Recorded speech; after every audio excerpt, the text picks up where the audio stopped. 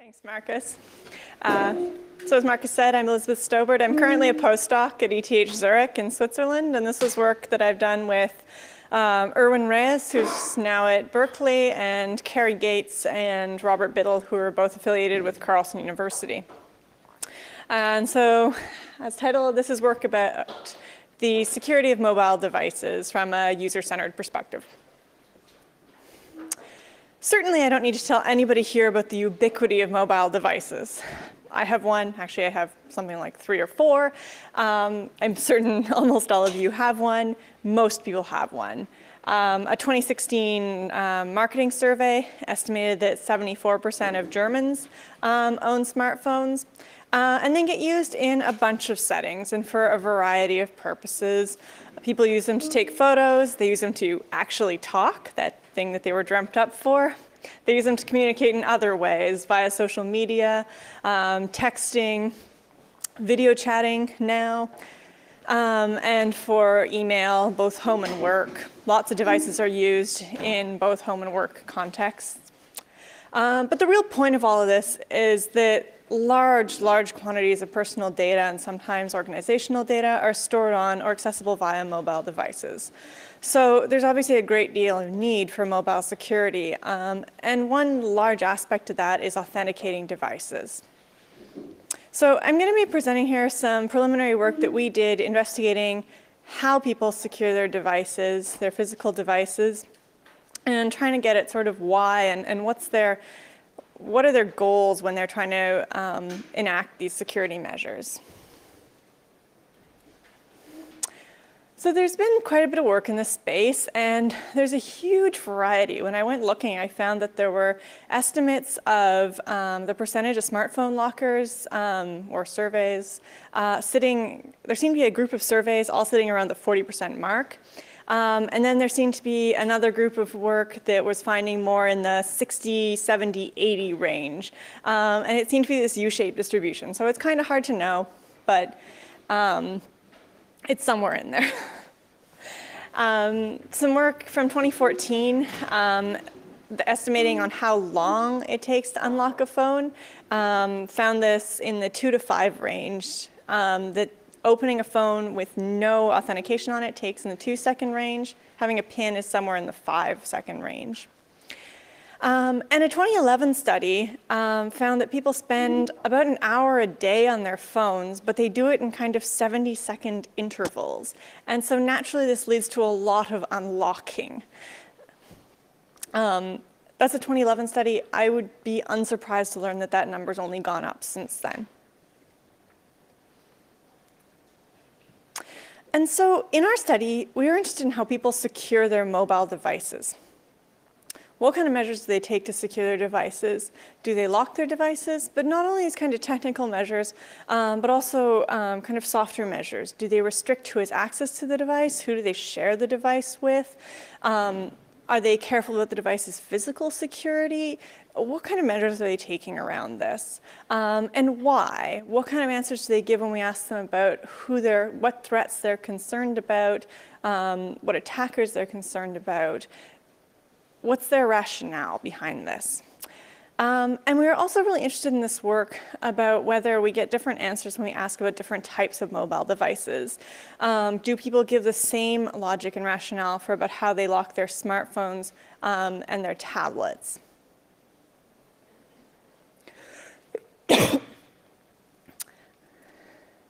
So we conducted an online study. It was a 2-part study of Android users.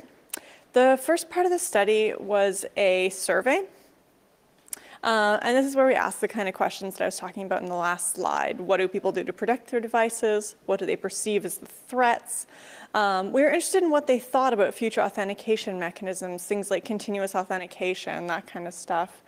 And we asked our questions twice. For anybody who said they had a smartphone, we asked the set of questions about smartphones. And if they said they had a tablet, we asked the same set of questions about tablets. If they said they had both, they answered all of them. And then the second part of our study was an application download. And this is why our study is a study of only Android users, because the application download was restricted to Android users. we developed this small application that collected some details about their device configuration. And the main detail that we were interested in here was, is their device rooted? We were looking for some kind of estimate on how many people had enabled root access in their Android devices.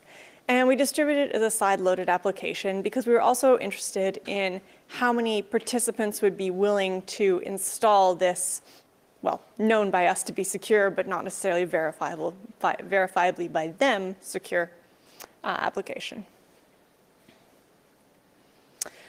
There were 334 participants in our study, about 40% of whom were women, so it was somewhat biased toward being a male sample.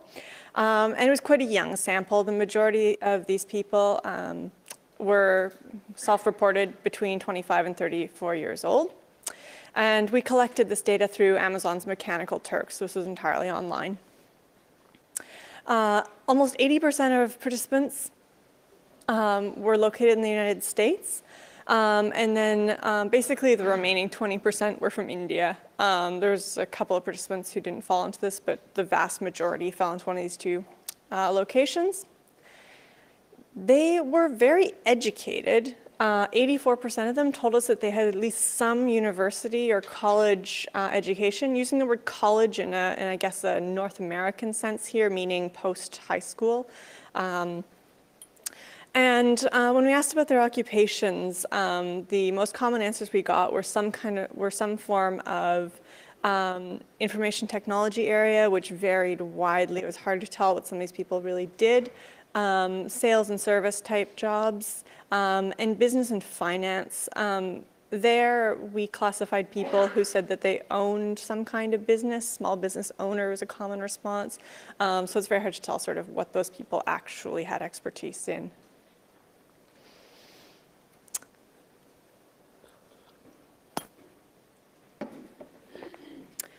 So of our 334 participants, 98% of them told us that they owned a smartphone. And we were very clear about the definition of own here. We asked about devices to which people had administrative access. So if it was actually your mother's, but you used it all the time, or actually your child's, but you used it all the time, we included that. If it actually belongs to your work, but you had permission to take it home and use it for personal things, we included that. So the word own is pretty loose here. 61% of our respondents owned a tablet, and of these 199 tablet owners, nearly all of them also owned a smartphone. So when we get to those results later on, it's important to remember that everybody who said one thing about a tablet also said something about a smartphone. And we were interested in how many people would be dealing with multiple devices of a particular type. I was thinking here of people who have an extra cell phone for work, or that kind of thing. But most people told us they only had one device. So we actually ran the study in two waves. In the first wave, the device report where they had to download the app was mandatory. And in the second wave, we made it optional. And so when it was mandatory, obviously, everybody downloaded it. But when it was optional, only 5% of people downloaded the app. And so I can't conclusively say that this is for security reasons, because it made the whole process shorter if they didn't download it. But I do know that it was much, much easier to recruit for the second wave of the study where the download was optional. We had a much harder time finding people to participate at when it was mandatory. But of those 187 people who did download it, only 10% had root access configured on their phones. We didn't see much in the way of differences between those who were or weren't willing to download the app.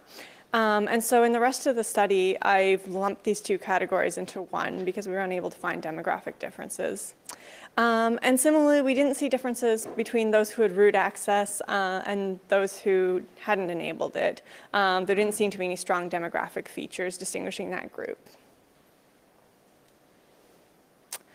So first up, I'll talk about the survey results about the smartphones. And so our first question was, what are people using their phones for? So the graph shown up here is, well, what I've privately called a heat box. And the the options along the X and Y axis were the responses given in a multiple choice question. So people were free to choose as many of these as they wanted, though the graph only shows co-occurrences up to 2. And so the frequencies along the diagonal show the number of people who selected that option, and the color darkens with the higher frequencies. But in the other boxes, we can see how many people selected the option on the x-axis and the option on the y-axis. So for instance, 120 people said that they use their phones for taking photos and work email. And these frequencies are out of the 327 people who said they had a smartphone.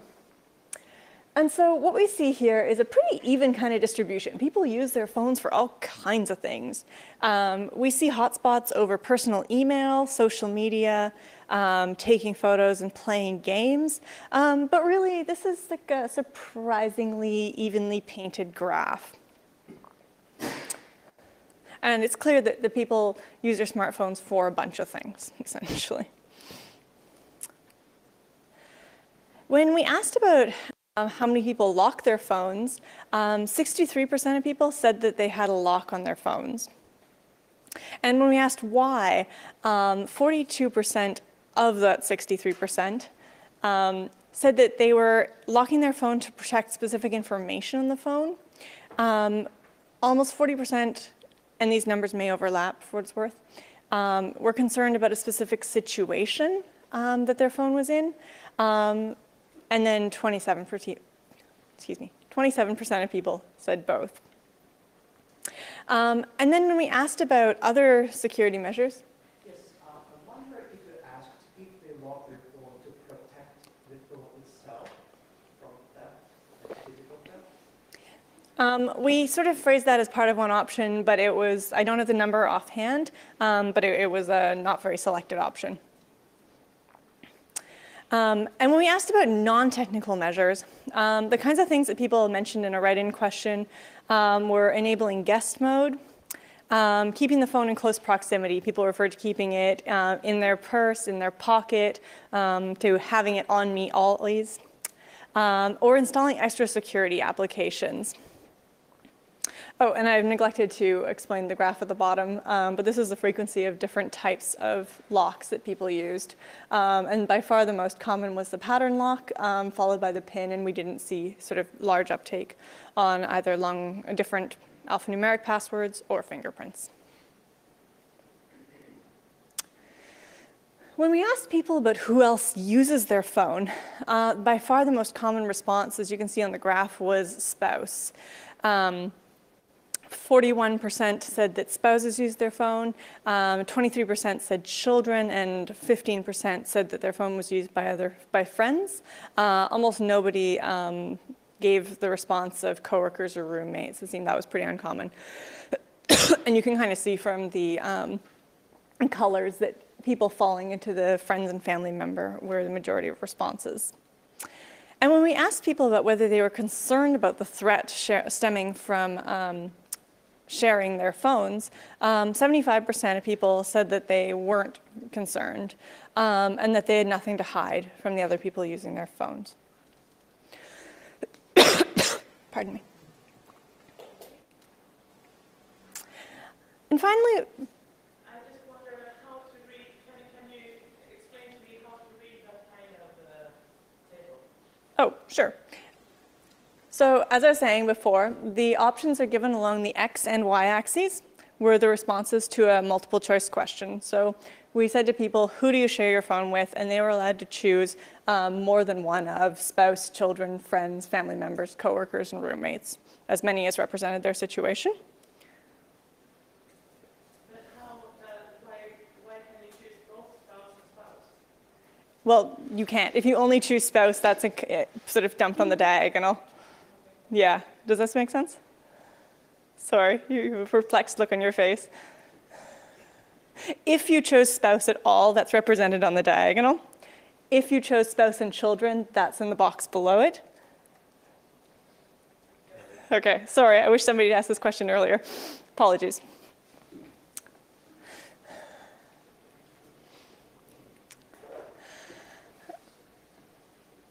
And so we asked about future authentication as well. We were curious about what people would think about things like continuous authentication, implicit authentication, things that have been proposed in the research literature, but haven't really seen any kind of explicit rollout, for lack of a better word.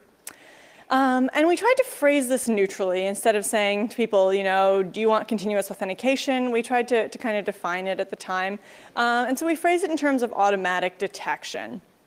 And most people like the idea that unauthorized users could be automatically detected and locked out of their phones. But when we asked them about being able to put in device-specific restrictions, people weren't nearly as enthusiastic. 58% of people said, no, I wouldn't want that. And so on to the tablet results. So I'm glad I got the chance to clarify the kind of graphs. We've kind of dreamt these up as part of another research project, and this is the first time I'm sort of presenting them, so I'm actually quite interested in feedback. And so we asked people, what do you use your tablets for? And you can see that essentially people use their tablets for fewer things, a much narrower range of activities. We only see strong hotspots over playing games, social media, and personal email, and that the rest of the graph is pretty unpopulated. These frequencies are out of a smaller number. They're out of 199. But even still, we really only see those hotspots, and in combination to some extent too. And looking at this, it seems like these are recreational uses. Apart from email, the strong hotspots over social media and playing games seem to imply that this is like less functional usage, more entertainment purposes. When we asked people about whether they lock their tablets, only 37% of tablet users in our study said that they lock their tablets. And so the thing to remember here is that almost everybody, 192 people out of the 199 who said they had a tablet, also had a smartphone. And yet the statistic is reversed and was pretty much exactly the same when we looked at those 192 people, as you might expect.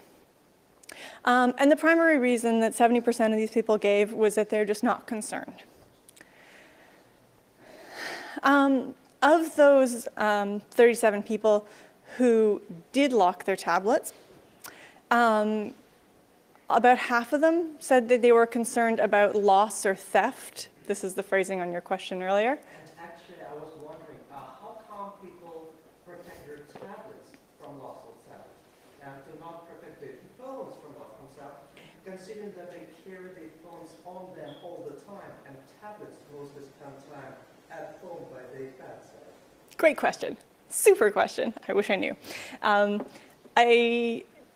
Can we bring this up actually in the question period? Because I have some theories about it, although not super validated data, so I'll leave it to question answering. And the other thing that they mentioned in a much smaller number was that they were concerned about using it for a specific activity. And as you can see, there was pretty overwhelming use of pins to lock tablets out of the people who did. When we asked about sharing tablets, we again found spouses and children to be the most common response. And it doesn't seem that coworkers were any kind of consideration here. We got 0 responses, one person who said they were concerned, and some smaller numbers on roommates, but really it appeared to be immediate family members. Also kind of leading to this impression that tablets stay home. Of the people who said they shared their device, 87% of people said they were not concerned about this threat and explained that they had nothing to hide. Most people said that they kept no personal data on tablets and that they were often freely shared between family members. Several people referred to their tablets as sort of having a child entertainment type role in their household. And when we asked about future authentication, We found that people were much less interested in mechanisms to lock unauthorized users out of devices on tablets. Only 53% of people said that they were interested in this. And again, remembering that these are the same people of whom 80% said they were interested in it in the smartphones. And they were pretty overwhelmingly not interested in restricting access to different apps on the device. 80% of people said, no, I wouldn't want to do that. And so, interestingly, it appears that people are tailoring their security behavior to individual devices.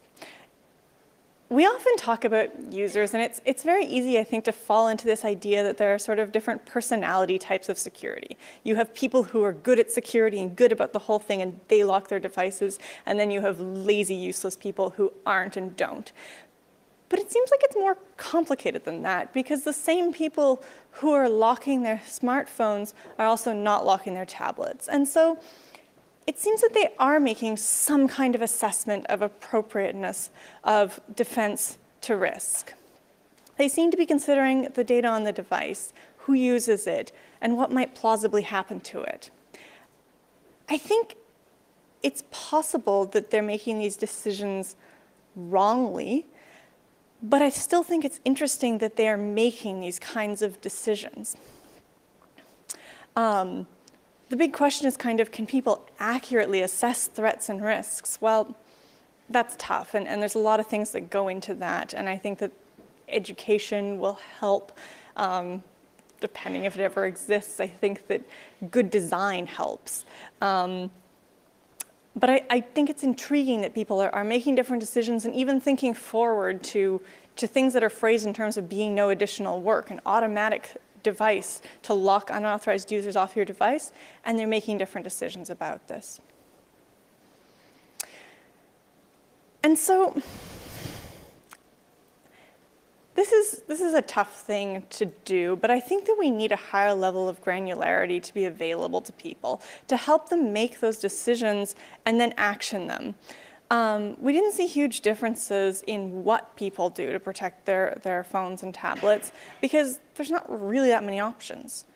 You can put a lock on your phone. You could put a slightly different type of lock on your phone. You can leave it home.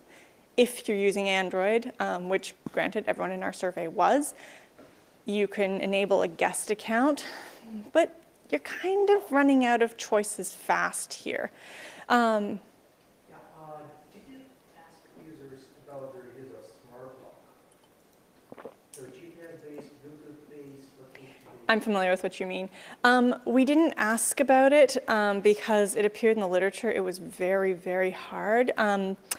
We didn't see a ton of, very, very hard to find people who use them. I think that those options are really buried in Android in terms of setting them up, that when you set up an Android phone, it's pretty obvious, do you want to have a pin or a fun pattern lock? But they don't present the setup of those smart locks. So no, we didn't ask, but we did ask about fingerprints and didn't see a large number on those ones. Because you're saying that the number of protection options is limited. Well, with Android, the number is pretty much unlimited. Well, it's kind of weird, right? Because they're called smart locks, but they're essentially windows, right? Like the more of those that you enable, the more ways to access your device there are. So it's kind of strange. Like I think that It's a big security tool in the Android ecosystem, but absolutely. users are not willing to type their PIN code every time they pull the phone from the pocket. It might be a good compromise. Yeah, absolutely. They're tricky because they clearly are security holes, and I think that the way Android's presenting them in the UI is acknowledging that fact. Like they're really burying them and they're putting lots of warnings on them. I don't know if you've stepped through I think you probably have stepped through the installation warnings. Pretty much in your face, like every time you pair your Android device with a Bluetooth device, like a smartwatch or a car or a portable speaker, it prompts you, would you like to enable smart lock to trust this device and unlock your phone every time it's connected? Okay. So pretty much the equivalent versus smartwatch can configure the smartphone. I'm interested in how that maybe varies. I looked into this, but not super recently, like maybe about a year ago, and it wasn't nearly so obvious. So I'm wondering if they've maybe like increased the visibility of those options, possibly, or maybe it's different versions of Android. Exactly, and Yeah. that's a big problem with this research. You have asked what version of Android they're running, because with the different versions of Android, there are ways different security options. Yeah. So there's sort of appearing in Android 5.1, for example, and then Android 6 has a new fingerprint API. Yeah, I know. If you look at the Android OS version distribution chart, then you might see a very good correlation between what users use and what the Android version distribution is. So it only makes sense within a certain subversion of Android in their research. It's tricky. The thing is about asking people, they generally don't know, right? But you have your app. Yeah, I know, and I can give you that data. I don't have it like in front of me right now, but I could talk about it afterward. But we didn't have like good enough data to distinguish on that. That we only had that data from 187 people, and so for the rest of it, we don't have that. But just to get back to this, so I can take us to a true question period. We think that we need to give people ways to protect against the threats that concern them. To design sort of templates for different devices to help people decide on the right settings for them. We think some kind of tool, I mean, I'm not precisely suggesting a wizard, and I think this is very tricky, to sort of review what kinds of threats affect this device, what kind of data is on it, and to sort of acknowledge that defaults don't need to be the same, that maybe a good default for phones is a 6-digit PIN, but maybe for tablets, it doesn't need to be a 6-digit PIN. Maybe it could be a 4-digit PIN, or maybe for tablets, it could be no PIN at all. And of course, I'm deeply familiar with the double-edged sword of customization. Jeff referred to putting options into 1Password in the mobile thing, and said that it was largely a failure because people had a hard time classifying their accounts into these things. And so I know this is such a subtle trade-off of people have some time and some energy to devote to customization, but they don't have a lot of it, and they don't have a lot of understanding. But I still think that having ways for people to do this, and so in future work, I'm trying to think about ways that we can enable this without forcing people into doing work that they don't want to do. And so in conclusion, we found some preliminary results suggesting that people protect smartphones and tablets differently, that they consider different risks and threats, and they try to customize the security on their devices to them. We think they need better tools to use, and I realize that better is a very fuzzy word here, but we think that some more fine-grained security options and some kind of recommender or template tools to help people decide on the risks, the sort of appropriate threats, and the corresponding defenses. And finally, I will get to questions.